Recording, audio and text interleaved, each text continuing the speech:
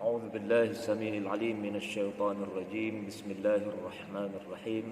السلام عليكم ورحمة الله تعالى وبركاته. إن الحمد والشكر لله القائل في كتابه الكريم: أعوذ بالله من الشيطان الرجيم. قل يا عبادي الذين أسرفوا على أنفسهم لا تقنطوا من رحمة الله إن الله يغفر الذنوب جميعا إنه هو الغفور الرحيم.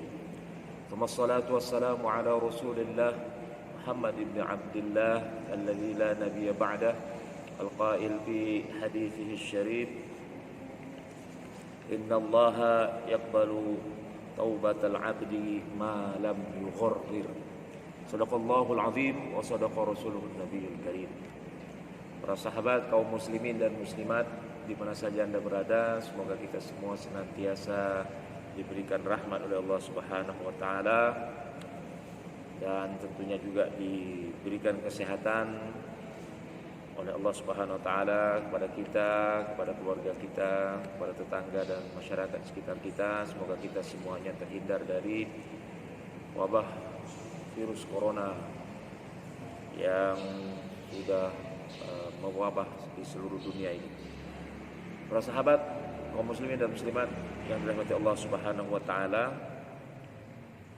tak terasa kita sudah berada di hari yang ke-28 di bulan Ramadan tahun 1441 Hijriah ini.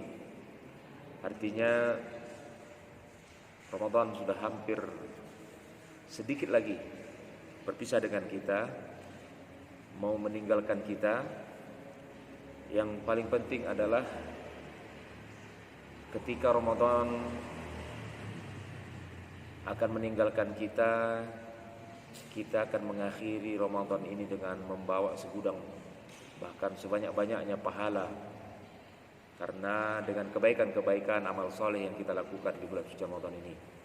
Dan jangan sampai kita mengakhiri bulan suci Ramadan ini dengan predikat orang yang sengsara, kata baginda Rasulullah SAW, karena dia tidak mendapatkan rahmat Allah Subhanahu wa taala di bulan ini, karena dia tidak mau berbuat baik di bulan suci yang penuh berkah ini. Para sahabat, kaum muslimin dan muslimat yang dirahmati Allah Subhanahu wa taala, Ramadan berakhir, tahun depan dia akan datang lagi.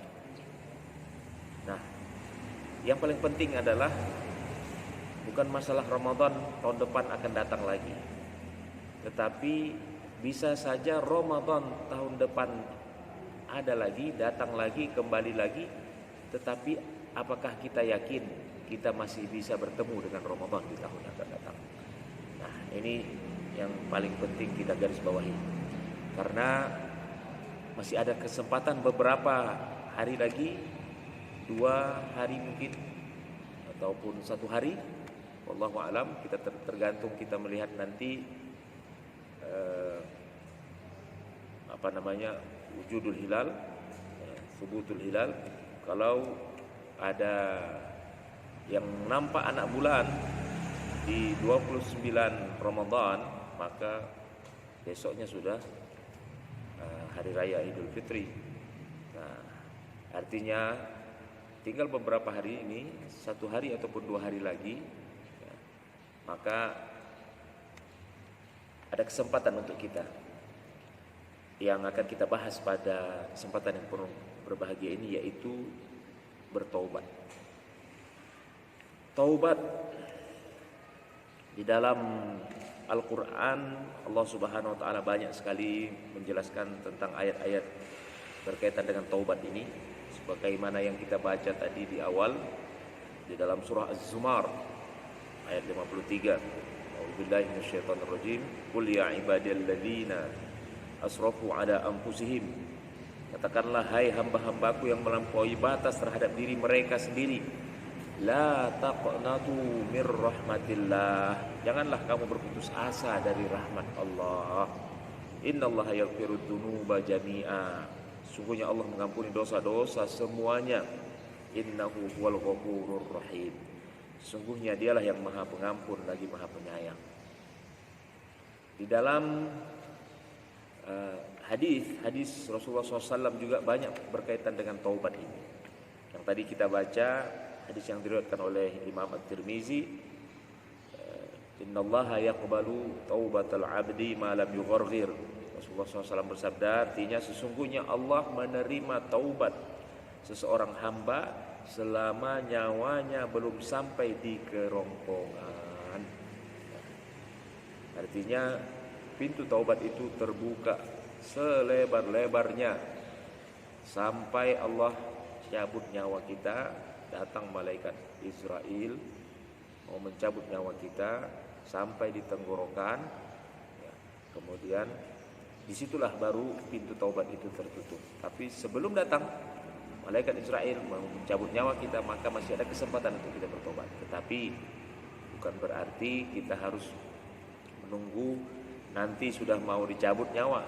Jangan sampai kita seperti Fir'aun laknatullah alaihi dan bala tentaranya laknatullah alaihim yang mengejar Nabi Musa ketika berada di Laut Merah.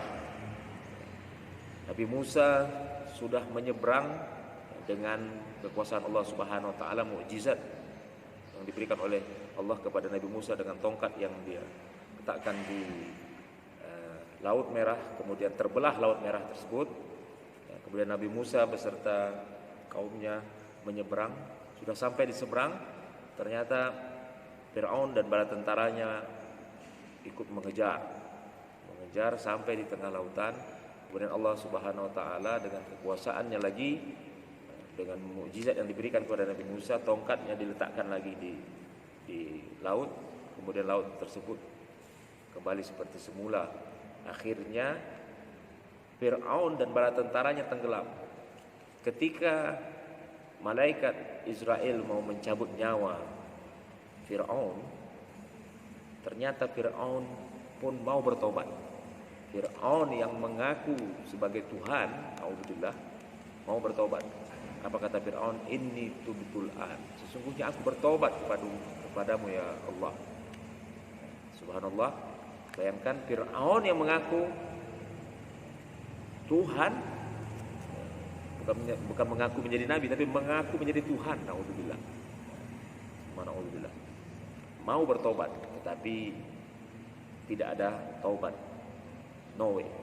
Tidak ada taubat ketika nyawa kita sudah di tenggorokan. Maka ada kesempatan bagi kita, khususnya lagi spesial di bulan suci Ramadan tahun ini, sudah di ujung-ujung kita. Maka bertobatlah kita. Bagi kita yang belum mulai hijrahlah. Masih banyak kita bergelimang dengan maksiat. Allah Subhanahu wa taala masih sayang sama kita.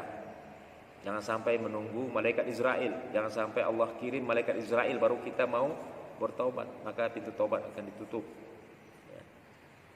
Dan jangan lupa Allah Subhanahu wa taala menyuruh kita, ya ayyuhalladzina amanu tubu ilallahi taubatan nasuha asa rabbukum ayyukaffiru ankum sayyi'atikum wa yudkhilakum jannatin tajri min tahtihal anhar.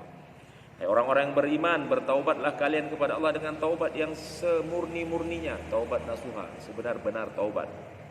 Mudah-mudahan Tuhanmu akan menghapus kesalahan-kesalahanmu dan memasukkan kamu ke dalam surga yang mengalir di bawahnya sungai-sungai. Di dalam surah At-Tahrim ayat 8. Nah, mari kita lihat apa saja sebenarnya syarat-syarat taubat itu.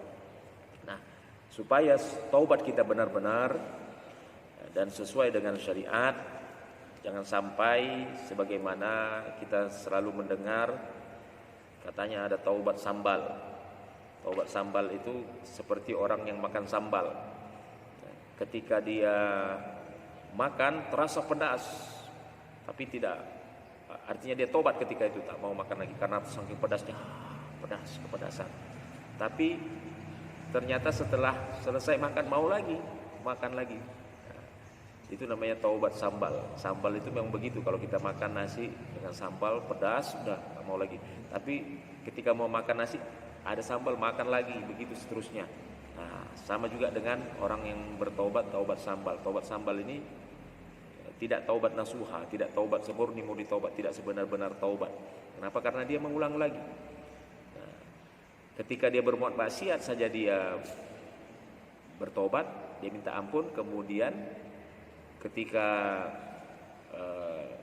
ada kesempatan dia lakukan lagi. Nauzubillah, naudzubillah.